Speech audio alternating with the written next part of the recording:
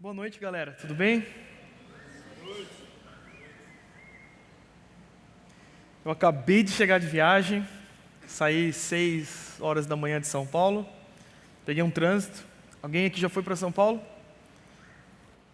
Então, os irmãos devem conhecer a realidade daquela cidade. Então, peguei um trânsito, 2 crianças pequenas no carro, mas cheguei aqui e estou aqui com vocês, graças a Deus. Vai me ajudar. Obrigado. E eu estou sem óculos, eu esqueci meu óculos e sou meio ceguinho, então vou precisar disso. Espera aí. Gente, como o pastor Cláudio falou, sou o Fábio, sou lá de São Paulo, sou plantador da igreja Cidade 5, o nome da nossa igreja é Cidade 5, e eu moro em São Paulo há 10 anos. Eu nasci em São Paulo, fui pequenininho para Joinville, lá em Santa Catarina com os meus pais. Com 16 anos, Jesus Cristo me encontrou, fui salvo. Eu não venho de uma família evangélica, não venho de uma realidade cristã. Na verdade, eu fui criado no espiritismo, meu pai era da Umbanda, vivi esse contexto. Com 16 anos, o Senhor alcançou a minha vida e desde lá, esse ano vai completar 20 anos da minha caminhada com Cristo. Sou casado há 12 anos, tenho 2 filhos, o Martin e o Thiago. Eles queriam muito ter vindo aqui, o Martin ficou triste, porque não deu tempo deles se arrumarem, a gente chegou muito em cima, e aí a minha esposa falou, amor, não vai dar, vai sozinho, mas ele ficou meio chateado, e ele ia gostar muito da banda aqui, porque ele é fissurado em rock and roll. E aí ele ia ver a guitarra, ia ver o baixo ali, ele ia gostar muito. E os dois gostam, né? O Thiago é baterista e o Martin é guitarrista, né? Eles gostam muito. Então ia ser muito legal, mas não pude trazê-los. Mas amanhã acho que eles vão estar aqui, se vocês estiverem aqui, aí vai dar tudo certo. Fico muito feliz de ser convidado a pregar, para trazer uma palavra a vocês aqui. Confesso que eu fiquei um pouco nervoso, porque na minha igreja não tem nenhum adolescente ainda. Nós temos 50 crianças com menos de 4 anos de idade, então é uma carnificina lá, né, de crianças, um pegando o brinquedo do outro, um pega a bolacha do outro e fralda suja. Gente, não é fácil. Mas eu falei para minha esposa, amor, deixa eu te falar um negócio. Ontem. Eu estou um pouco com medo de pregar lá para eles. Aí no domingo eu perguntei para um irmão que conhece vocês aqui, que está comigo lá em São Paulo. Falei, cara, como que são, né, os jovens lá da igreja, o pessoal, os adolescentes? Ele falou, Fabinho, o pessoal é muito gente boa, tal, vai lá, cara, e assim, não tem dó deles não, prega, né? Eu falei, sério? Ele falou, sério. Né, o Léo Harita, não sei se vocês conhecem. Conhecem o Léo Harita? Depois ele vai falar comigo que eu caguetei ele aqui. Mas, gente, estou muito feliz. Eu queria trazer uma palavra para vocês. E eu quero usar algumas ilustrações durante a mensagem de um livro de um cara chamado John Bunyan. Alguém já conheceu o John Bunyan? Este homem foi um puritano. Puritano eram pessoas de um grupo que se sucedeu pós-reforma na Europa e nos Estados Unidos. E o John Bunyan foi um puritano, um pastor batista inglês, que escreveu essa obra. E se você pesquisar, você vai chegar à conclusão, você vai encontrar a realidade de que este livro é o livro mais lido depois da Bíblia em todo o mundo. Foi o livro mais vendido, mais lido da história, depois da Escritura, depois da Bíblia. O Peregrino de John Bunyan. E eu quero falar um pouco sobre ele, mas antes nós vamos ler um texto bíblico, que é o que eu gostaria de compartilhar com vocês e ministrá-los por meio daquilo que Deus fala nas Escrituras, tá bom? Abra sua Bíblia lá em Mateus capítulo 11, verso de número 29. Mateus 11, versículo 29.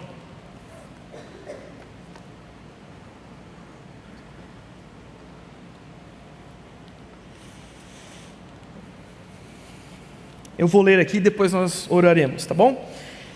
Mateus capítulo 11, verso 29 diz, Jesus diz: tomem sobre vocês o meu jugo e aprendam de mim, pois sou manso e humilde de coração. E vocês encontrarão descanso para as suas almas, pois o meu jugo é suave e o meu fardo é leve. Vamos orar, irmãos? Senhor Deus, eu agradeço a Ti por este momento, pelos meus irmãos e irmãs aqui, pelo convite do pastor Clóvis, Senhor. Eu louvo a Ti por essa igreja tão amada que me recebe tão bem todas as vezes que venho aqui, Senhor. Que o Senhor continue abençoando eles, usando eles poderosamente, para que o Evangelho seja, ele possa invadir cada canto dessa cidade, dessa região. Senhor, eu peço que a Tua bênção esteja sobre cada um deles e que o Teu Espírito Santo me use aqui para ministrar os corações de todos. Assim nós oramos no nome santo de Jesus. Amém. Gente, aqui nós temos as palavras do próprio Jesus. Jesus está falando algo e esse algo é muito importante. Veja, Jesus diz assim, ó: venham a mim, todos vocês que estão sobrecarregados, ou seja, você que está cansado. E se você olhar para a fala de Jesus, você vai perceber que a linguagem que ele usa é basicamente a linguagem de alguém que está andando, que está caminhando, está correndo, está peregrinando. Porque alguém que está com alguma coisa pesada e está cansado, provavelmente alguém que está carregando esse algo, está andando em alguma direção, mas está cansado. E o que Jesus vai nos dizer aqui é: se você está cansado e sobrecarregado, eu lhe darei descanso. Eu lhe darei descanso. E ele continua dizendo: tomem sobre vocês o meu jugo e aprendam de mim. Aprendam de mim, pois sou manso e humilde de coração. E vocês encontrarão descanso para suas almas. Veja, nós estamos vivendo um tempo que muitas pessoas, muitos jovens, muitos idosos, crianças inclusive, estão sofrendo com o abatimento de suas almas, o cansaço do coração, as ansiedades, os medos, os pavores, os temores. E veja se Jesus mesmo não está nos dando a receita do bolo, a receita para a cura. Venham a mim. Se você está cansado, se você está abatido, se você está sobrecarregado, venha a mim e eu lhe darei descanso. Por quê? Porque o meu jugo é suave e o meu fardo é leve. Galera, eu demorei alguns anos para entender isso. E eu digo que eu não entendi totalmente ainda. Ainda tem um fardo sobre as minhas costas. Mas, em certo sentido, eu demorei alguns anos para compreender isso aqui. Como eu disse a vocês, eu me converti com 16 anos. Jesus me alcançou, eu tinha 16 anos. E foi algo muito radical na minha vida, foi algo muito radical. Assim, mudou totalmente a minha vida. Eu vivia de uma maneira totalmente torta, e de repente, eu ouço uma mensagem, uma pregação sobre a cruz de Cristo, e aquilo muda totalmente a minha vida. Eu me enxergo como pecador, caio em lágrimas no chão, pedindo perdão a Jesus pelos meus pecados. Naquela época eu tinha uma namorada, contexto totalmente maluco, bagunçado, não tinha Cristo na minha vida. Voltei daquela pregação, terminei com aquilo e foquei minha vida totalmente em Jesus Cristo. Foi uma bênção na minha vida. Só que tinha um problema. Eu passei a carregar um fardo. Eu não havia deixado o fardo que ainda estava sobre os meus ombros.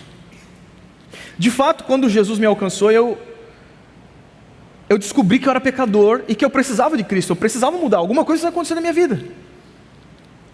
Só que eu passei a viver a minha vida achando que eu buscava o Senhor, achando que eu deveria conquistar o favor divino, que eu deveria fazer alguma coisa para que Jesus olhasse para mim e encontrasse alguma coisa boa. E me tornei um jovem muito religioso, gente, muito religioso. Naquela ocasião, minha família ainda não era convertida, a família não era cristã, meus pais, meus irmãos. Eu sou o mais velho de 3 irmãos. E eu me tornei um cara chato, um cara intragável. brigava com os meus pais, porque eles faziam coisas de quem não é da igreja, e aquilo me incomodava, e eu era muito rude em casa, e comecei a me afastar dos meus irmãos, me afastar dos meus pais, comecei a me afastar dos meus amigos, porque eu passei a encarar a fé cristã como uma religião, como os muçulmanos, que seguem a sua religião, que tem que fazer um monte de coisas mirabolantes para tentar de alguma maneira ganhar algum favor com o Deus que eles acreditam ser um Deus, que na verdade não é um Deus, é um falso Deus. E eu passei a minha vida vivendo dessa forma, até que quando completei 19 anos, 19 para 20 anos ali, estava na faculdade na época,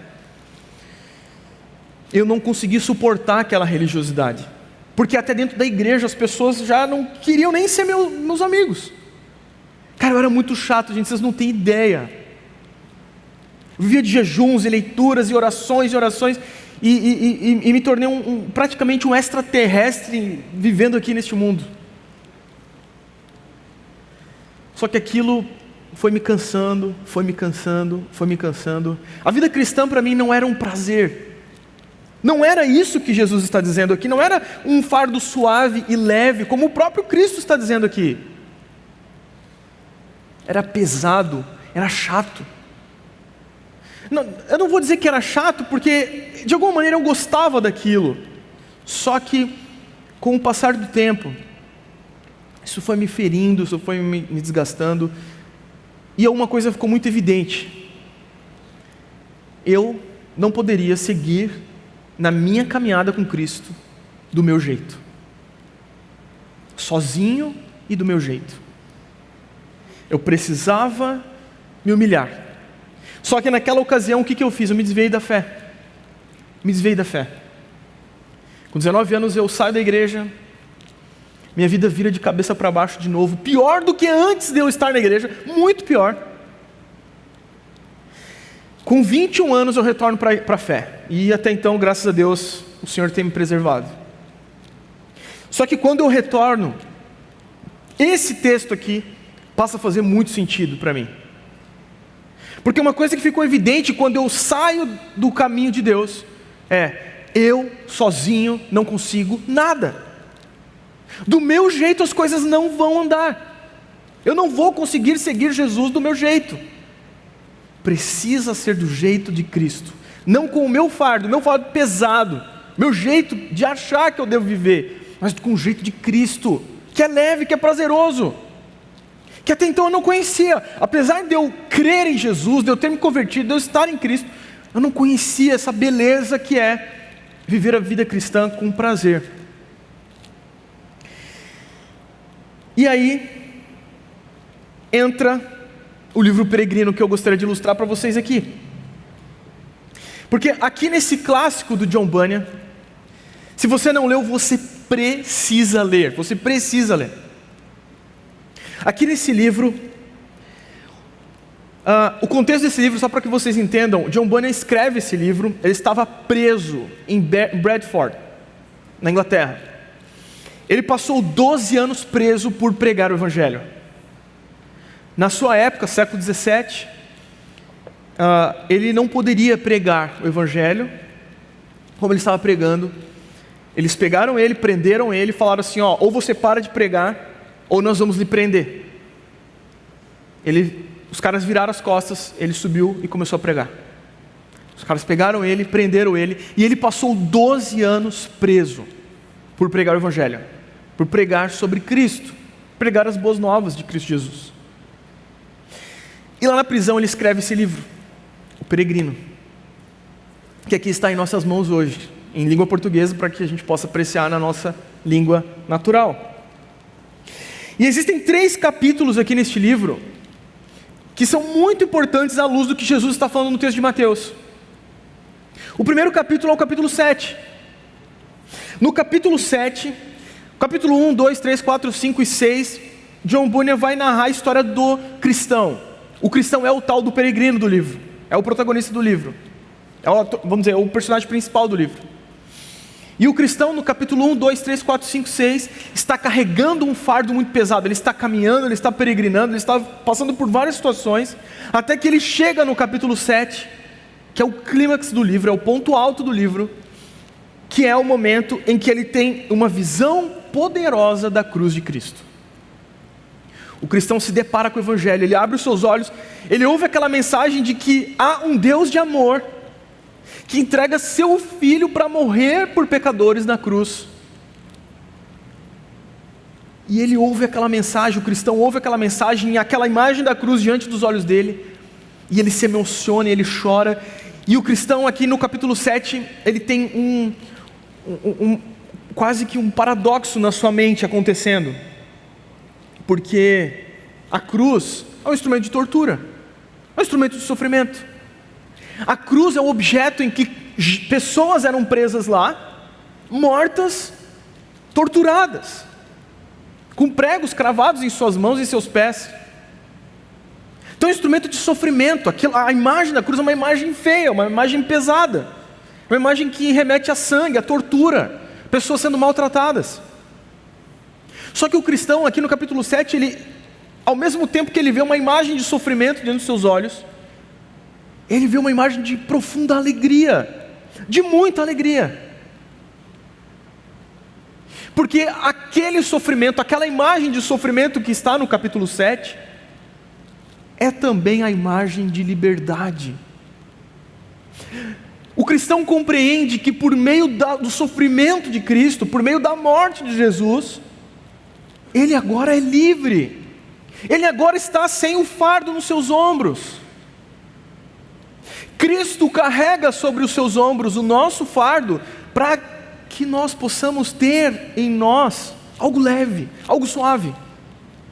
Então é um paradoxo. O cristão, ele olha para aquela imagem feia, tenebrosa, e diz: essa imagem de sofrimento é para mim imagem de alegria, de liberdade, de nova vida, de algo leve, suave.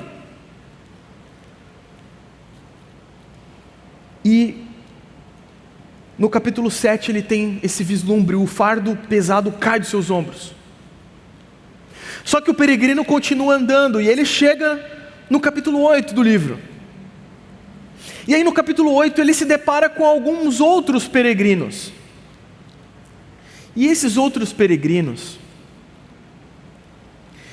eles estão num caminho, mas eles estão seguindo a sua peregrinação de uma maneira diferente do cristão do livro do peregrino, que o nome dele no livro é cristão.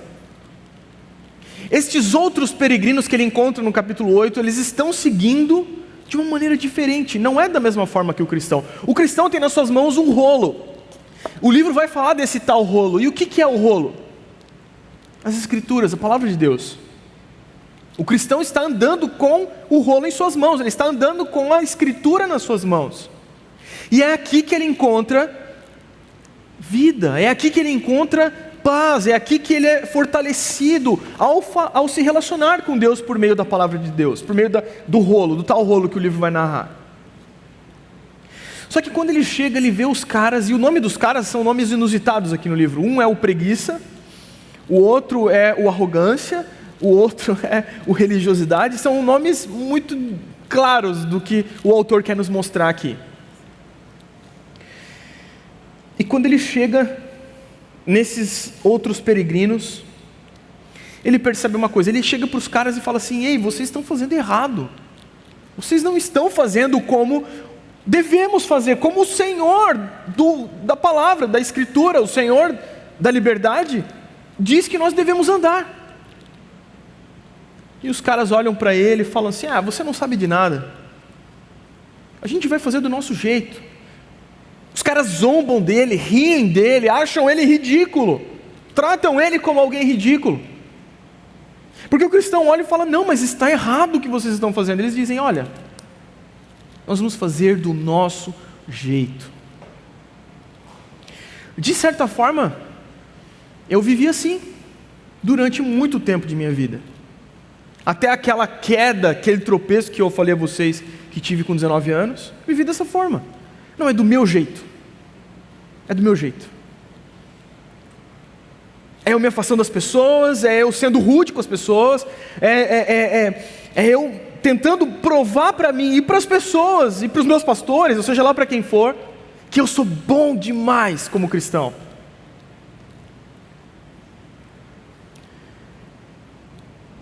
A realidade é que o capítulo 8 nos mostra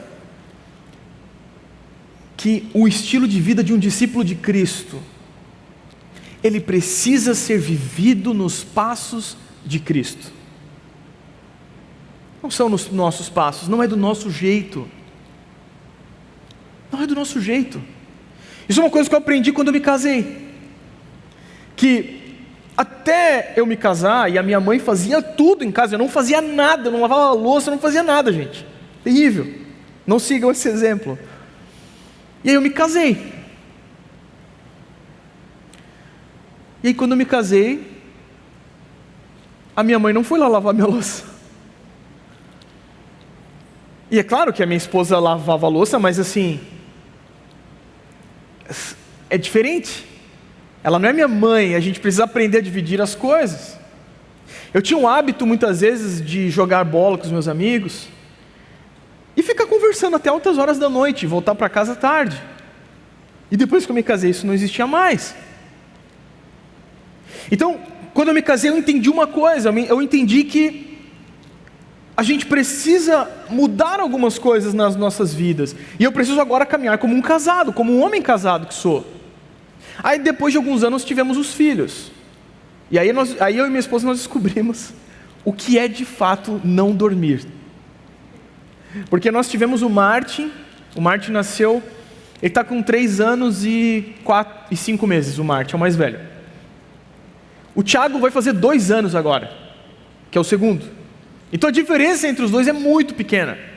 Ou seja, nós estamos há 3 anos, agora que está começando, tipo assim, a gente está começando a ter algumas noites que a gente não acorda, que o Thiago não quer mamar, que o Martin não tem pesadelo, e tá uma beleza, cara. E aí minha esposa já chegou para mim e falou esses dias: nossa amor, queria ter um 3º filho. Eu falei: não, eu preciso dormir. Ela falou: mas nem é você que acorda para amamentar. Eu falei: não amor, mas eu estou me compadecendo de você. Você precisa dormir, a gente precisa dormir. Enfim, ela disse que ia ter 4 filhos. Orem por mim, por favor. Eu sei que quando a gente passa por algumas coisas na vida, gente, nós percebemos que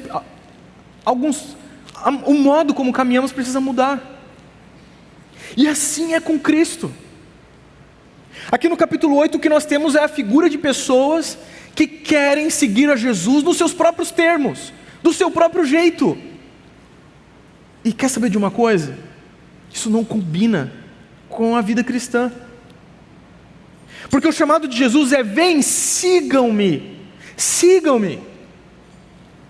E a ideia que eu tenho na minha mente quando Jesus nos chama para isso é Jesus nos chamando, Jesus caminhando e nós seguindo as suas pegadas.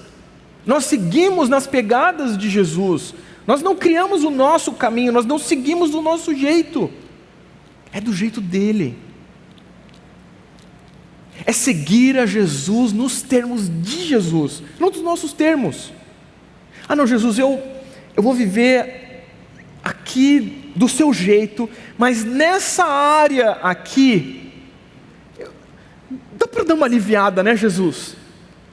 Deixa eu fazer do meu jeito aqui. Isso não combina com a fé cristã, irmãos. Isso foi um dos motivos que eu me desgastei tanto naquela ocasião que eu compartilhei com vocês. Esses personagens do capítulo 8 representam pessoas arrogantes, jovens arrogantes, pessoas que acham que caminham do seu próprio jeito, criam o seu próprio estilo de viver a vida cristã. E Jesus diz: olha, tomem sobre vocês o meu jugo e aprendam de mim, porque eu sou manso e humilde de coração. Vocês nem sempre são. O que Jesus está nos dizendo aqui é que em certo momento, de tanto insistirmos de carregar o fardo do nosso fardo, do nosso jeito, nós vamos nos cansar. Talvez você esteja cansado na sua caminhada, e talvez isso não seja culpa de absolutamente ninguém, de nenhum amigo, de nenhuma amiga, de nenhum pai, mãe, sei lá, líder, seja lá quem for, discipulador, enfim. Talvez o teu cansaço é unicamente porque você não abriu mão do seu jeito de viver a vida cristã, para viver do jeito de Cristo, para seguir os passos de Jesus. E o convite de Jesus é: ei, larga isso, cara. Larga esse fardo, você não precisa carregar esse peso contigo.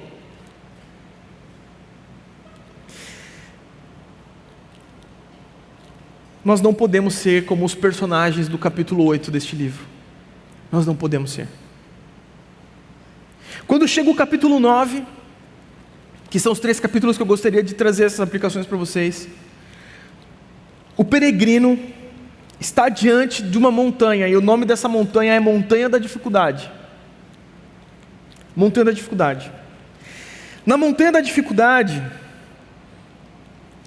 ele começa a subir, e ele tem que subir, e ele começa a subir. Em determinado momento, ele adormece e ele perde o rolo, ele perde a palavra de Deus. E aí ele começa a subir, ele começa a se cansar, ele está subindo em pé, de repente ele começa a subir com as costas mais curvadas, de repente ele começa a querer se ajoelhar, daí ele começa, no final, ele está subindo a montanha de joelhos, cansado, humilhado, exposto à sua fraqueza, à sua vergonha, à sua pequenez. Foi isso que aconteceu comigo, quando, desviado dos caminhos de Deus, eu percebi que eu não tinha forças para seguir ao Senhor do meu jeito. O Senhor expôs a minha fraqueza, o Senhor expôs a minha humilhação. O Senhor mostrou para mim que eu precisava dele, eu precisava de um fardo leve. E sabe o que é interessante? Que nós pensamos muitas vezes assim, não, mas eu posso fazer o meu fardo ser leve. E esse é o problema. Nós não temos habilidade de fazer o fardo ficar leve. Quanto mais tentamos fazer ficar leve, mais pesado ele fica. Quando chega na montanha, o cristão está exausto. De repente, surge uma árvore frondosa, uma árvore muito bonita, que lhe dá sombra, descanso, fruto. E ele para ali, ele encontra aquilo, e ele percebe que naquela montanha da dificuldade, Deus colocou ali uma árvore para ele, uma árvore de descanso, de relaxamento. E aí o cristão ali, ele compreende que na peregrinação muitas vezes Deus vai colocar certos descansos para nós. Por que eu estou dizendo isso a vocês? Sabe, gente, vocês são jovens, e não que eu seja muito velho, mas eu acredito que eu já estou um pouquinho mais velho que vocês. E eu digo que vocês ainda vão trilhar muitas coisas ainda na vida de vocês, na vida cristã de vocês. Vocês ainda vão passar por muitas lutas. Pô, Fabinho, você está me falando de luta? Passei a semana inteira com problema, com coisas. Jesus diz assim, que nós teríamos aflições neste mundo. Só que a gente não precisava temer, porque Ele venceu o mundo.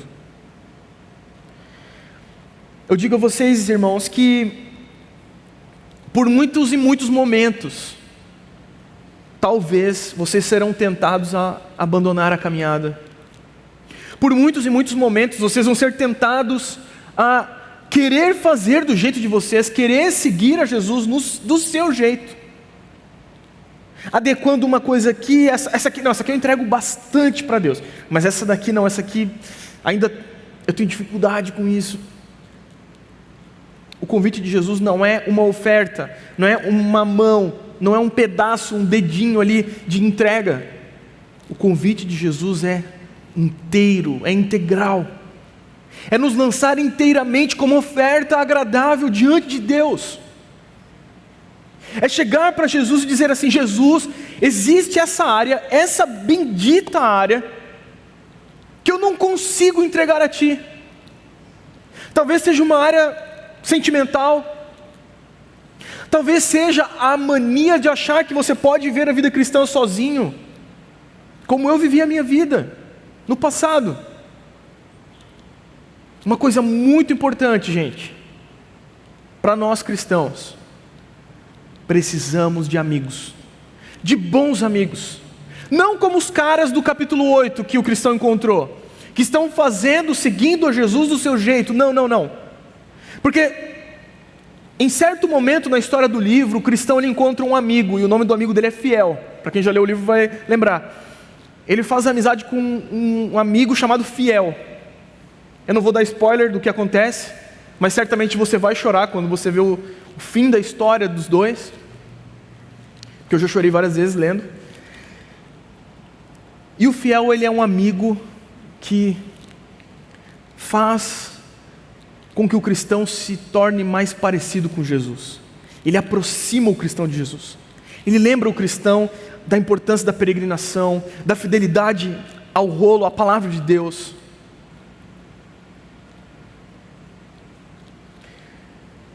O que nós aprendemos aqui com a história do cristão no livro Peregrino é que nós precisamos encarar a nossa vida como peregrinos. Você precisa encarar a sua vida como um peregrino. Você, por mais que a gente vai ter momentos de alegria, como o cristão encontrou no capítulo 9 do livro, na montanha da dificuldade, ele encontra a árvore de descanso. Você vai encontrar coisas assim na vida, você vai encontrar momentos bons, você vai desfrutar de coisas muito boas na vida. Mas, meus irmãos, a vida cristã é como uma luta de jiu-jitsu. Eu pratico jiu-jitsu, eu amo jiu-jitsu, eu sou viciado em jiu-jitsu. Alguém aqui luta jiu-jitsu? Já lutou jiu-jitsu? Ó, galera, cara, vamos fazer depois uma brincadeira ali. Tô brincando, tô muito velho, vocês vão me espancar. Gente, jiu-jitsu, eu creio que lá no céu a gente vai lutar jiu-jitsu. Eu acho que sim. Só que não vai quebrar o braço de ninguém. Eu acho que vai ser um negócio muito divertido. Sei lá, não sei. Vai doer um pouquinho para ter emoção na brincadeira, eu acho, mas... Enfim, eu fico imaginando, sei lá, lutar jiu-jitsu com o Paulo. Ô Paulo, vamos fazer uma luta aí, cara.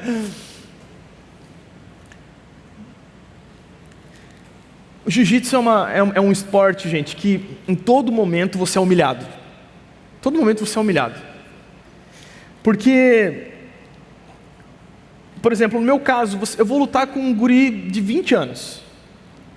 Eu olho para o guri assim de 20 anos e falo, cara, tenho 36, já luto há algum tempo, vou dar um pau nesse moleque, mano, não vou deixar ele fazer nada comigo. Cara, quando acaba a luta eu falo, ainda bem que minha mulher não veio ver, cara. Eu todo torcido, parece que o cara me botou dentro da máquina de lavar, botou o meu kimono dentro da roupa de lavar, comigo dentro.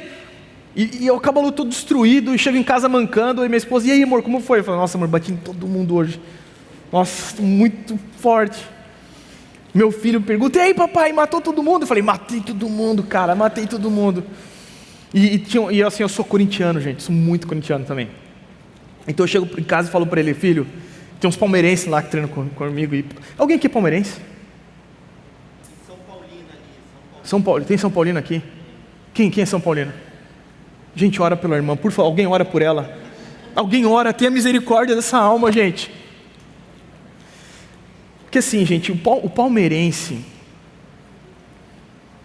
Você vê, Jesus quando expulsa demônios, ele manda para os porcos. Então, já dá para entender o que é o palmeirense, né? Mas, e aí eu falo, filho, bati nos palmeirenses, e meu filho olha assim e fala, você bateu em todo mundo, bati. Claro, não minto, né? Mas, enfim... Sabe, gente, é um esporte maravilhoso, porque você vai aprendendo apanhando, e você vai tomando sufoco, e eu associo muito isso com a vida cristã. Muitas vezes a gente vai ter momentos de luta, cara, talvez, sei lá, onde você estuda, onde você talvez esteja trabalhando, talvez na sua família, talvez na sua casa, talvez na área sentimental do teu coração, talvez com dúvidas sobre a fé. Será que é isso mesmo? Será que não é? O que meu pastor está pregando para mim, o que os meus líderes estão me ensinando, será que é isso? Será que não é? E a gente vive num limbo muitas vezes como o peregrino na montanha, a montanha da dificuldade. Mas sempre, sempre, sempre, na montanha da dificuldade, das lutas, Deus vai dar um refrigério. Deus vai colocar uma árvore de descanso. O ponto é que nós não podemos parar nessa árvore, nos agarrar nela e parar a vida ali. Precisamos continuar na peregrinação. E o que vai nos levar até o fim, o que vai levar você até o fim, é seguir nos termos de Jesus, com um fardo leve. Entendendo que a vida cristã,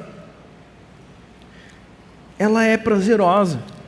Ela não precisa ser enfadonha, ela não precisa ser um negócio pesado, chato. Por isso eu queria deixar essa mensagem para vocês. Em primeiro lugar, que nós precisamos viver como peregrinos. A tua identidade, a tua pátria não é aqui, a tua pátria é lá, é no céu. A tua pátria é celestial. Nós vivemos neste mundo, mas nós não pertencemos a este mundo. Viva aqui como um peregrino, mentalize isso, encare isso. Cara, eu sou um peregrino neste mundo. E como peregrino, você vive numa igreja de peregrinos. Ou seja, você não está sozinho. Você não está sozinho. Você tem outros peregrinos no qual você pode se apoiar, buscar consolo, encorajamento, sabedoria, talvez um conselho em alguma situação. Não deixe de aproveitar o irmão que Deus colocou do teu lado, para te ajudar nos momentos difíceis da caminhada. Uma outra coisa muito importante é viver como peregrino numa igreja de peregrino e com amigos peregrinos. Se cerque de pessoas que te aproximam de Jesus. E quando eu digo isso, não é que você deve abandonar quem não crê em Jesus, não é isso. Mas você precisa estar ancorado com quem segue a Jesus, para assim poder trazer aqueles que não conhecem o Senhor. Você precisa ter retaguarda, ter pessoas que seguem a Jesus junto contigo. E uma segunda lição que eu gostaria de deixar para vocês é que, como peregrinos, numa igreja de peregrinos, com amigos peregrinos, nós precisamos peregrinar nos passos de Jesus. Não é do nosso jeito. Não é, sei lá, cara, a gente não é bebê reborn, entende? Alguém aqui é um bebê reborn? Eu acho que não. Alguém trouxe um bebê reborn aqui?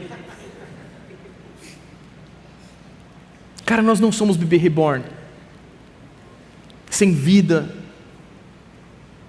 Nós seguimos nos passos de Jesus. O nosso Deus, o nosso Senhor Jesus está vivo. E é nos passos dele que nós encontraremos esse descanso. É nos passos dele, no jugo dele que é leve e suave, que você chegará no destino final da sua peregrinação. Gente, eu quero muito crer que dentre vocês, daqui a alguns anos, vocês estejam passando essa mensagem para outros, como hoje Deus está fazendo comigo aqui. Mas eu tive que passar por uma mudança de mente, de compreender que não era do meu jeito, não era com o meu jugo, era com o jugo de Cristo. E eu oro para que Deus levante pessoas aqui, talvez plantadores de igreja. Cara, eu não sei se tem alguém aqui com 16, 17 anos, provavelmente deve ter alguns, vários, mas eu nem imaginava que um dia eu seria um pastor de uma igreja, estaria plantando uma igreja em São Paulo. Morava em Santa Catarina, para São Paulo plantar igreja. Eu amava Jesus, eu queria seguir Jesus, mas nunca imaginei que isso aconteceria na minha vida. Talvez isso aconteça na tua vida, meu irmão. Talvez isso aconteça na tua vida, minha irmã. Talvez pessoas que estão presas em pecados, numa vida triste,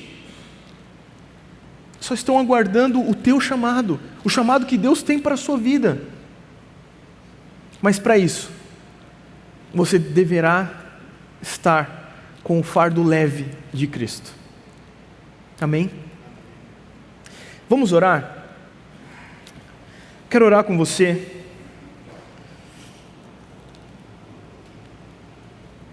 Pedir a Jesus que nos torne pessoas que desfrutam da caminhada com Ele. Amém?